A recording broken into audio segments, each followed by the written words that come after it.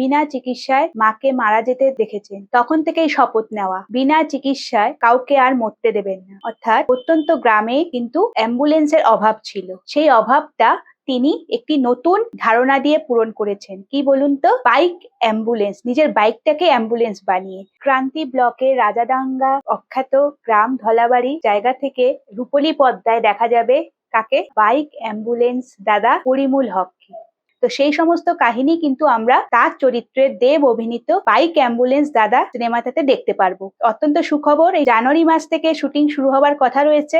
আগামীতে দেখবো আমরা কি কি আপডেট আসছে, সেদিকে আমাদের নজর থাকবে অবশ্যই। হ্যাঁ, রিসেন্টলি একটা তথ্য পাওয়া গেছে, আগামী 2026-এর 14ই আগস্ট সিনেমাটা রিলিজ করার কথা বলা হচ্ছে। এখন অপেক্ষা এই সিনেমার টিজার কবে বেরোয়। আর অন্যান্য ভিডিওর জন্য আমাদের পেজ এবং ইউটিউব থেকে দেখলে চ্যানেলটাকে সাবস্ক্রাইব করে রাখুন। নমস্কার।